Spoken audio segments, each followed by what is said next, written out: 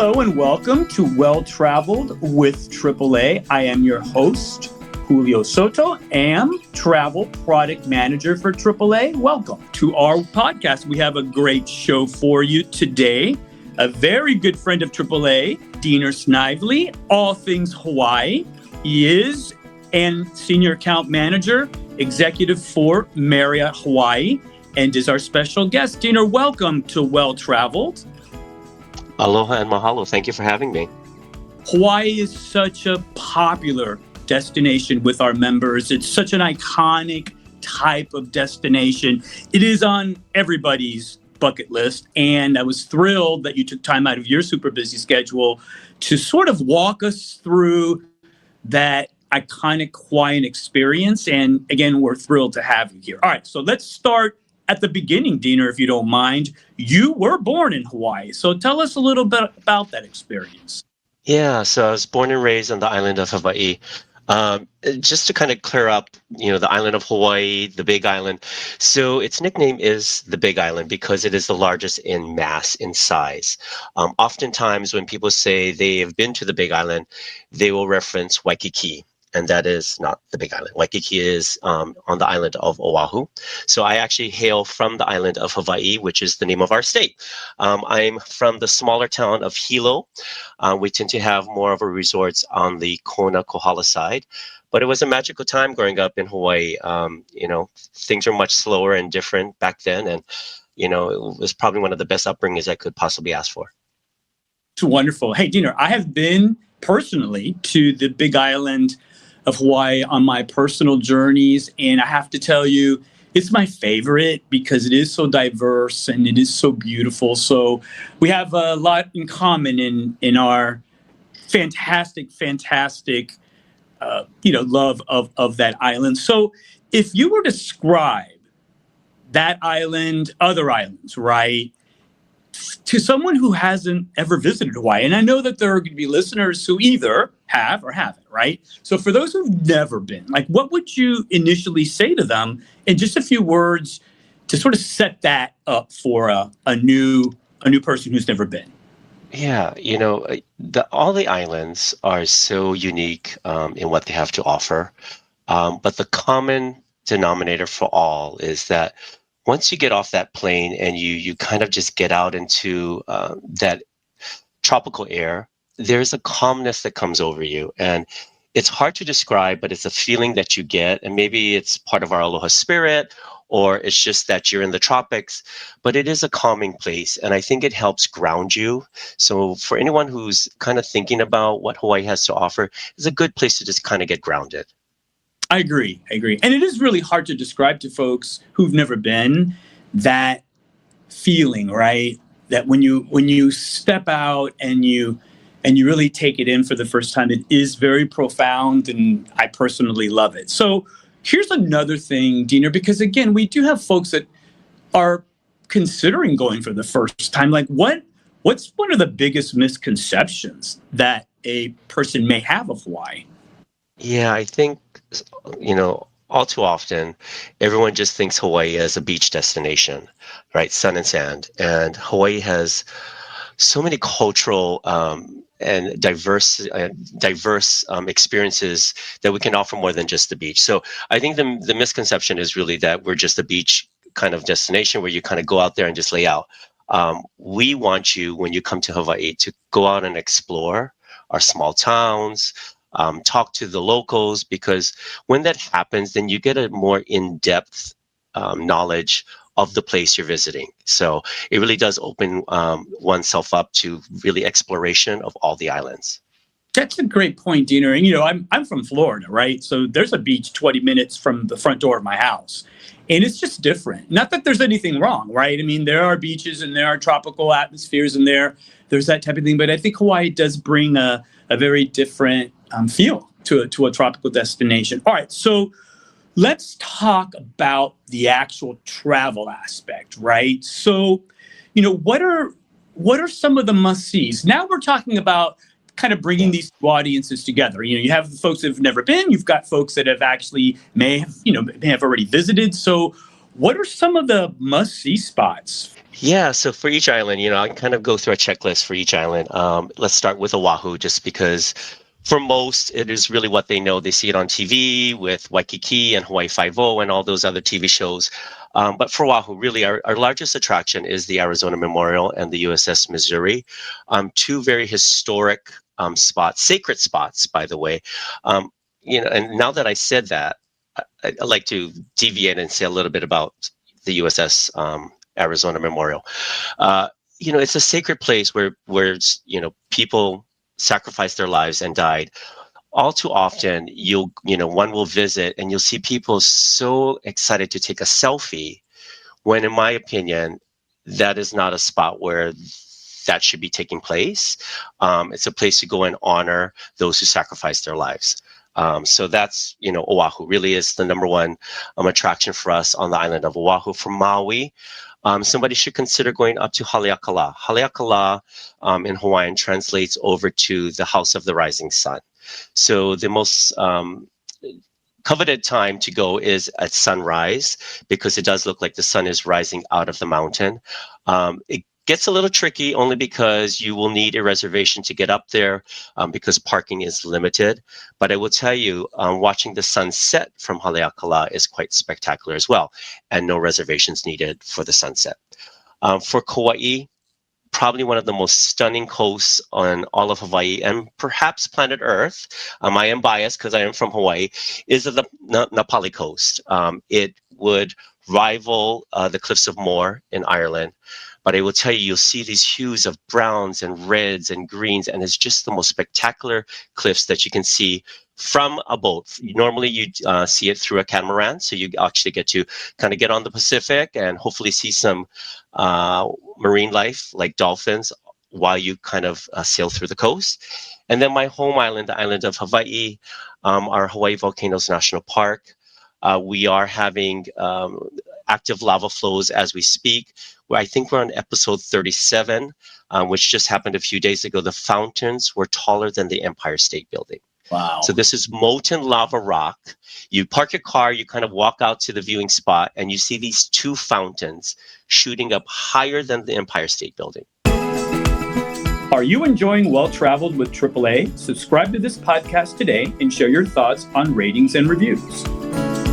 Hey, one thing I want to ask you, because this is really important, and it could be make or break, right, for somebody's experience. Would you recommend, and our AAA travel professionals can help our audience through this, but would you recommend that some of these sightseeing excursions be booked ahead of time, especially like the memorial, the Arizona Memorial? Sometimes they sell out or they reach maximum capacity. I'd hate for someone to go and not be able to do it. So would you recommend these folks do some of this stuff ahead of time? Absolutely. So not all national parks or activities need to be booked ahead. So for example, the Hawaii Volcanoes National Park on the island of Hawaii is open 24 hours and no reservations needed. As I stated with Haleakala, for the sunrise, you need it because parking is limited. I would highly recommend it for the Arizona Memorial because, again, tickets are limited. So yes, I would use the travel advisor through AAA because they're able to pre-book that ahead of time for you.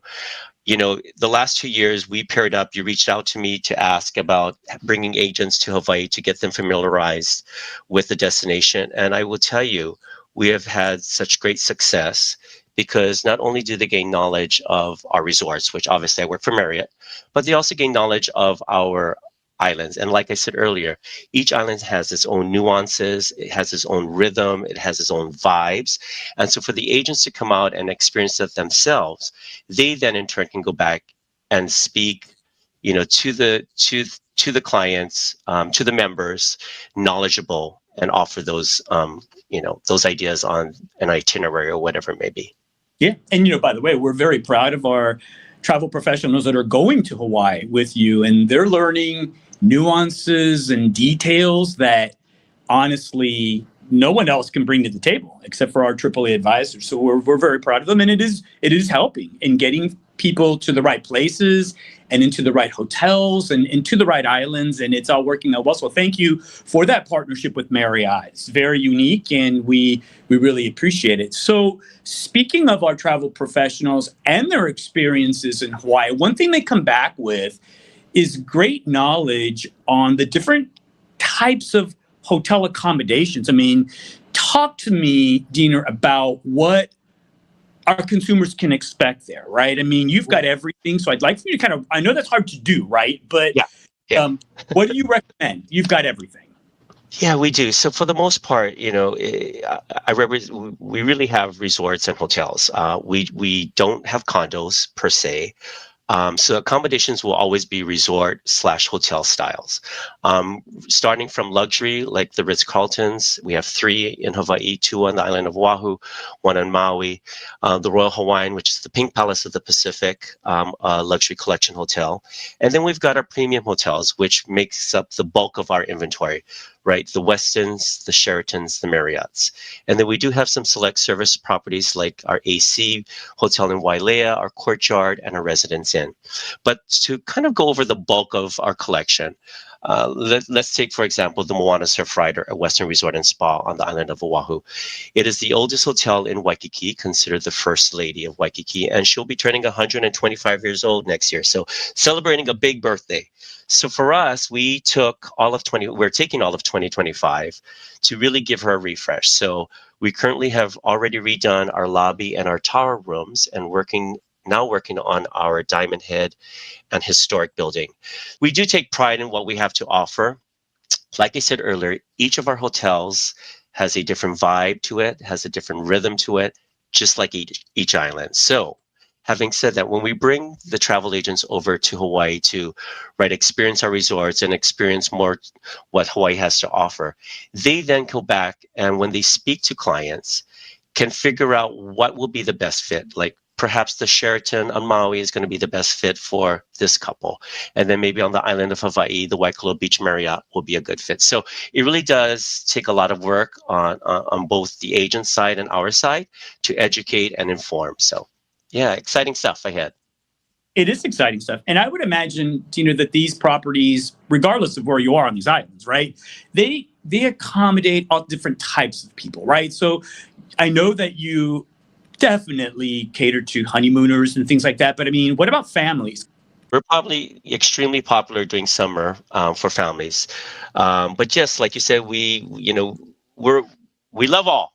And I will also say that most of our resorts, especially once you get to the islands of Maui, Kauai, and the island of Hawaii, because we have more space and we have larger resorts, we can accommodate different pools, meaning we can have an adults only so that if honeymooners are on a honeymoon, they can feel like they're away from children. Then we have the family-friendly pools where everyone is welcome. So yeah, we kind of create, I always say we create zones that can accommodate multi-generational families, adults only. We also have accommodations that can do that as well. And I'll give you some examples.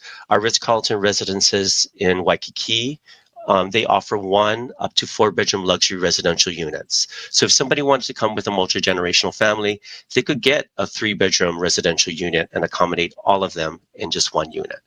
Or if they went over to Maui and stayed at the Ritz-Carlton Maui Kapalua, that resort is both traditional resort and a component of 1 and 2-bedroom luxury residential units. So again, it offers, different accommodations depending on the size of the group or whether it be couples or families. That's great. And I appreciate that because we do have a diverse audience, and it's good to know that you can cover all of that. Real quick, too, talk to me about food, because I'm a self-proclaimed foodie, Deaner, as you know, and I'm interested in your perspective on how varied and how fabulous the cuisine is in Hawaii. So talk about that a little bit.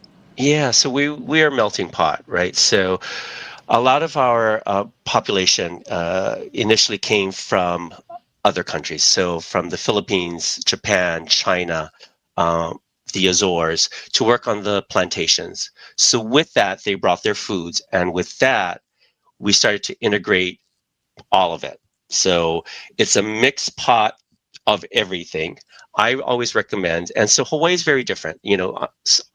often we will get asked if we have an all-inclusive in Hawaii, and we don't. And I'm probably will go out on a limb and say we will never have an all-inclusive in Hawaii because it doesn't warrant to have an all-inclusive. Right, we're a safe state where we want you to get out and explore. Yes, we would love to have you eat on property, and we have great restaurants and great outlets, but there's so much more to that. For us in Hawaii, the basic every person's food is a plate lunch, which normally is made up of a protein, some rice because of the influence of the Asian culture, and a mac salad or potato salad. But it's just one of those things where it's comfort food for us, and once visitors get out and explore, they can try it, right? They go to Rainbow Drive-In on Oahu.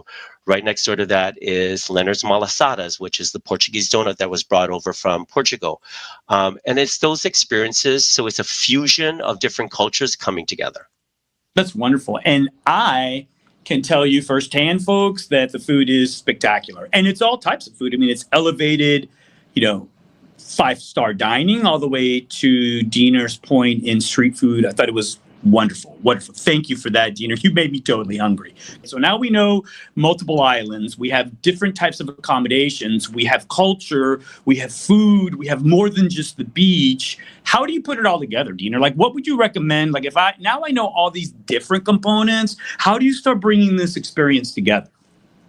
Yeah, so first you have to figure out what's your purpose of going to Hawaii? Is it really for that beach experience, or is it for hiking, or is it for some nightlife and great shopping, right? So once you kind of tone that in and figure out what you really want, then you figure out what island you're going to go to. Then from that, you figure out what hotel will best fit you on that island and where you actually want to be, depending on where the hotels are situated. But a big factor to planning a Hawaii trip, because we are an island chain in the middle of the Pacific, is timing. How much time are you going to allow yourself in destination? Are you coming for a week? For us, I'm based in California. We'll go for a 4-night trip because it's an easy trip. But for someone in, down south or on the East Coast, it is a longer trip. Oftentimes you'll come for 10 days. So do you split that trip up? Do you do a multi-island trip? It really does depend on really the amount of time you're going to spend in destination.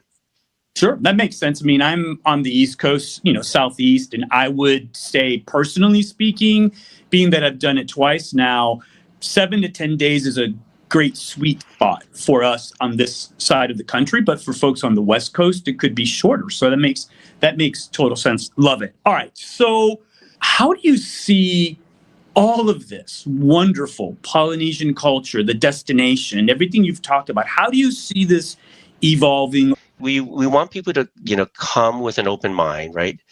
To take care of our land. So malama the aina, take care of the aina, which is the land, take care of each other. So sustainability for us is a big focus moving forward because we have to. Things are limited because we are an island chain in the middle of the Pacific. It's harder for us. So we really have to be careful on how we do and what we do. We are going to have more community involvement because it's not just about the visitors, it's about the residents that are being affected too. So there's a conversation moving forward that the local residents, along with our tourist industry, will have a bigger say in how we do what we do to bring sustainability to the islands. That's wonderful. Deaner, one thing I wanted to ask you, and this is a great audience for you to be able to communicate this to, speaking of the people and sustainability and moving forward, talk to me a little bit about Maui. Our travel professionals had just returned from there. Now, this is 2 years in a row. And they were delighted to see how the island is handling themselves and how wonderful it is still as a destination. Talk to me about Maui. Absolutely. So first of all, Maui is open, has been for a while, and we are welcoming our valued clients back. I know there was some messaging out there that was contrary to what I just said, but I will tell you that tourism is our number one industry that drives our economy. We need it. Maui needs it. Maui still needs it. It's exciting to see. And on this last trip with the agents, as we drove from Wailea into Kaanapali and you pass through Lahaina, what's exciting is you're able to see the homes being rebuilt, and that is the number one priority right now, is to get families back into their own homes. So Maui is coming back slow and steady, right? The residents are being able to move back into their own homes, and then the second component to that is building Lahaina town itself, the businesses, the restaurants that were all demolished through the fires. But the good thing about that is that now residents and the locals have a bigger say in how that town comes back and returns. And with that, though, right, Maui was always more than just Lahaina. Don't get me wrong, how awful it is and how sad it was, but Maui is more than just Lahaina. So with that said, visitors are now exploring other parts of Maui that were often overlooked, because Lahaina currently, for the most part, is not what it was.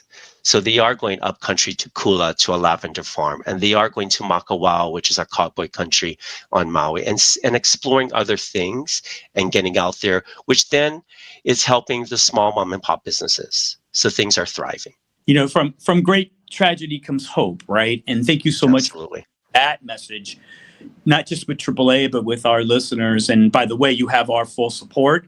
We have been openly promoting Maui for a while with tremendous positive feedback from our travelers and our travel professionals. And we're excited to get it back up and running. So thank you for that. Getting ready to travel? Make sure you and your travel investment are protected with travel insurance, so you can do more and worry less. For more information about the benefits of travel insurance, visit AAA.com/travel insurance. Deaner, one of the things that I personally recall from my experiences in visiting Hawaii are the people. Honestly, they're super friendly. Incredibly welcoming. How does a visitor get to meet more of the locals during their experiences? Yeah, so, as I stated earlier, Hawaii is a place where, yes, we want you to come and experience our resorts, but we also want you to get out and explore. And the best way to do that is, right, get in your rental car, and as you're driving along, whatever your destination is going to be, your end destination, you will find food trucks, or you'll find a small general store in one of our smaller towns once you leave the more populated areas. I would always recommend you pull into that little general store, because when you go in, that worker is going to want to talk story with you. And that's what we do in Hawaii. We talk story. And when we talk story, they're going to tell you where to go and eat to get the best loco moco, which is rice, normally a hamburger patty, a fried egg with brown gravy. That's a big island of Hawaii favorite. But no matter where you are in the islands, right, each island has its own unique food that really drives, what they like.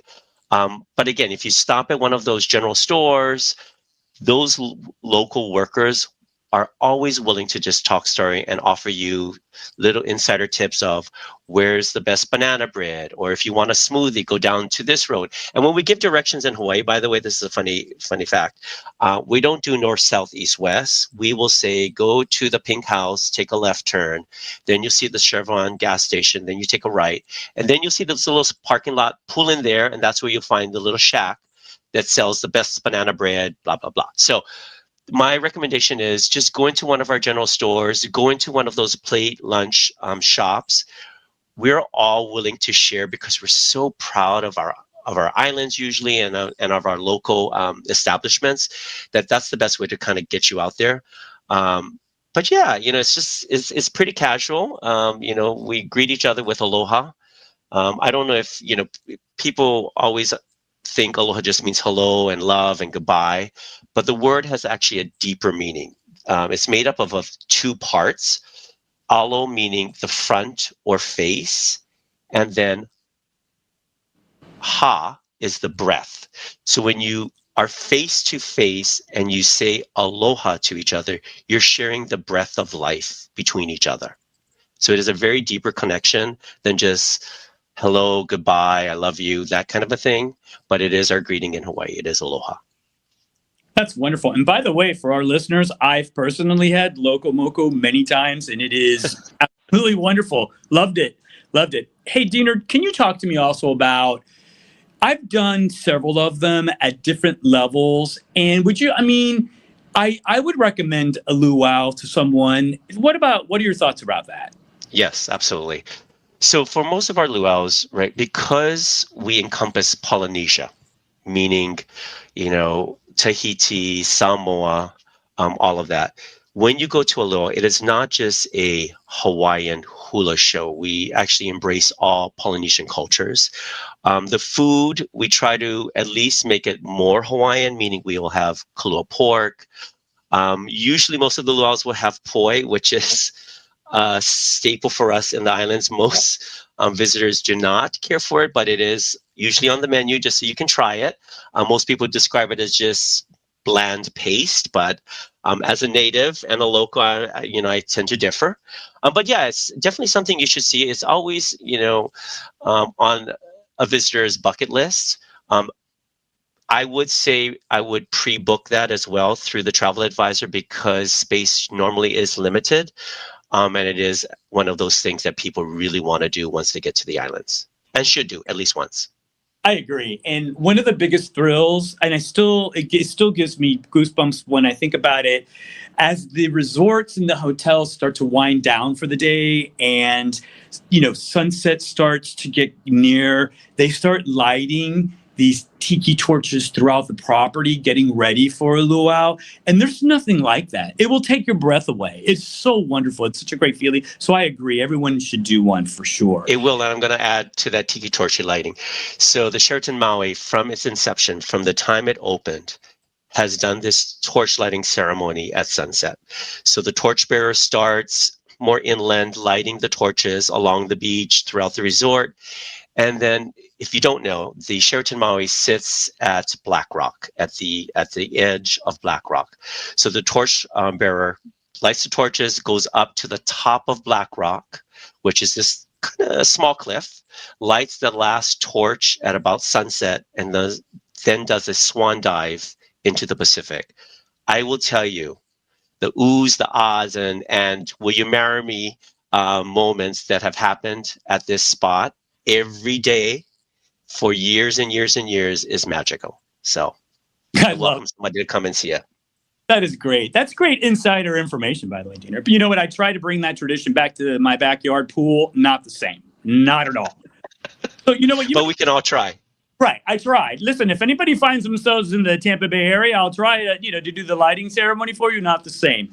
Hey, real quick, Deaner, because you mentioned Black Rod. So there's a very specific component of Hawaiian experience, which obviously leans on natural beauty, right? Can you describe, as best possible with the time that we have, what are some you can't miss natural beauty moments of the islands? Right. So for sure, if you're in Hawaii during the winter season, so, anytime from late November into, let's say, early March, the humpback whales migrate to Hawaii and really give birth to their calves. Maui is probably the best spot on the entire Hawaiian chain to kind of see these whales in their glory.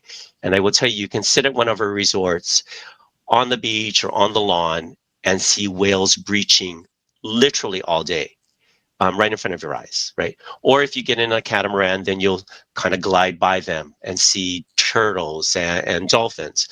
Let's go back to the Sheraton Maui and Black Rock. Right off the beach, you can go into the water and start snorkeling and see turtles and every kind of marine life that you can imagine.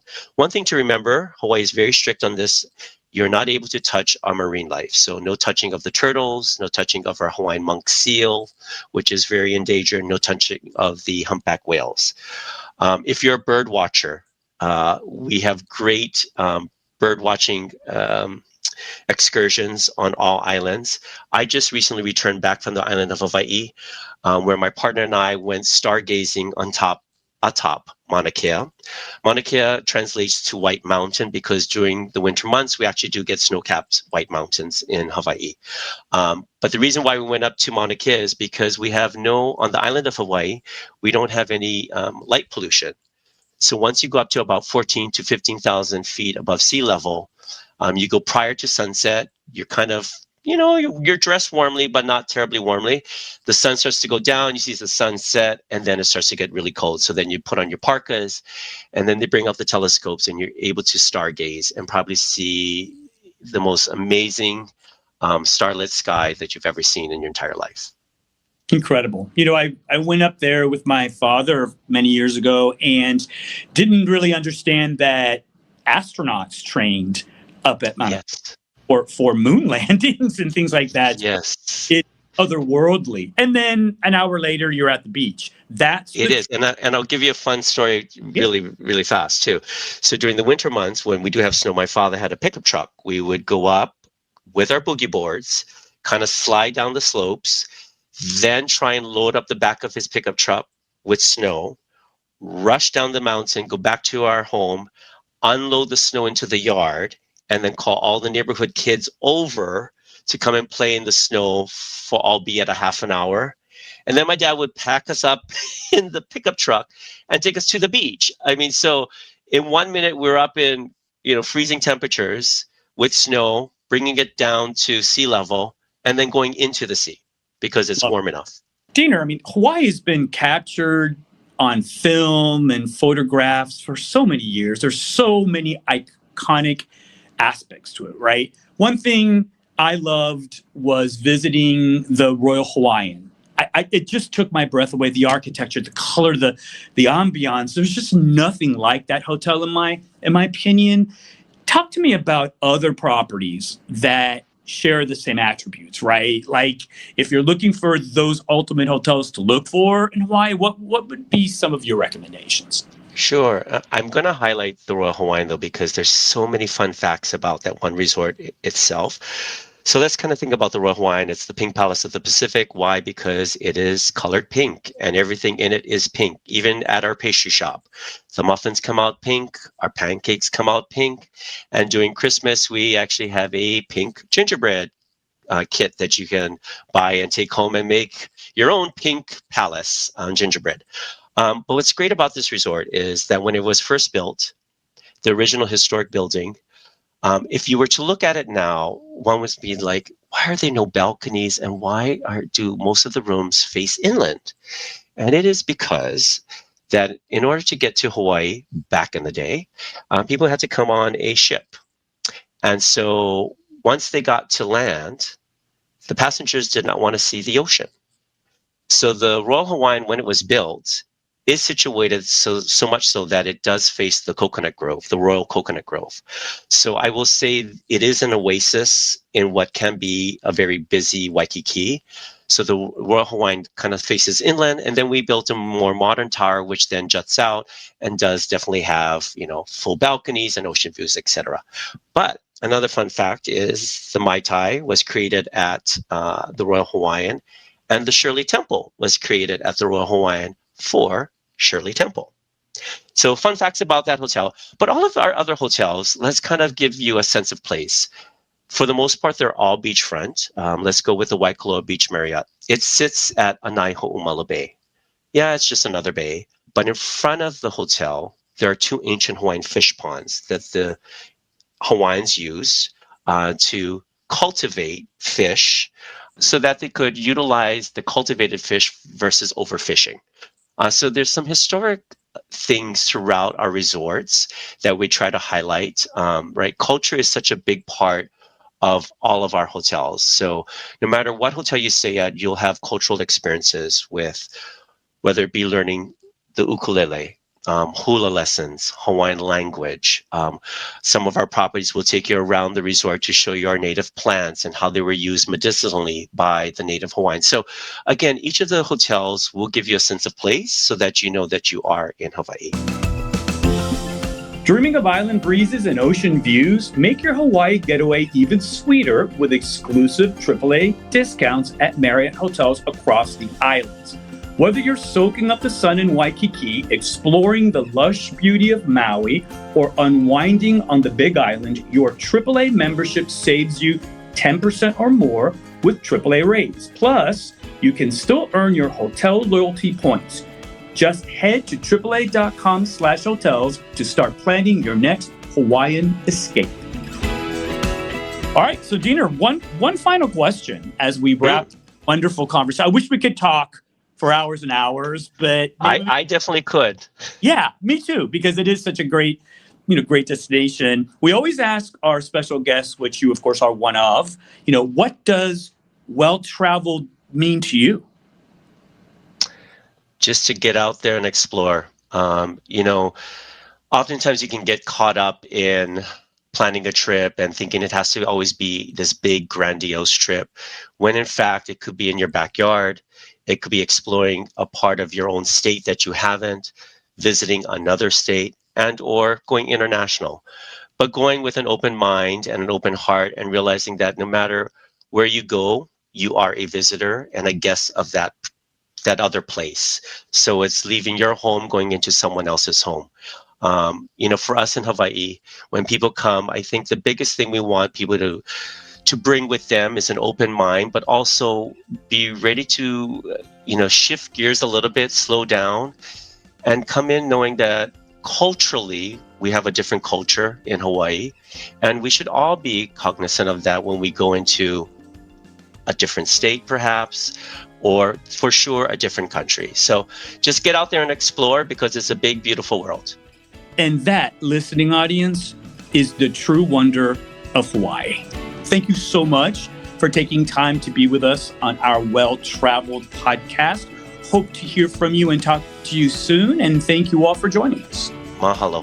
You can find all our interviews with other travel experts from around the world on the Well-Traveled with AAA feed on Apple Podcasts and Spotify. We hope you will rate us or leave a comment and let us know what you think. I'm Julio Soto. Thanks for listening.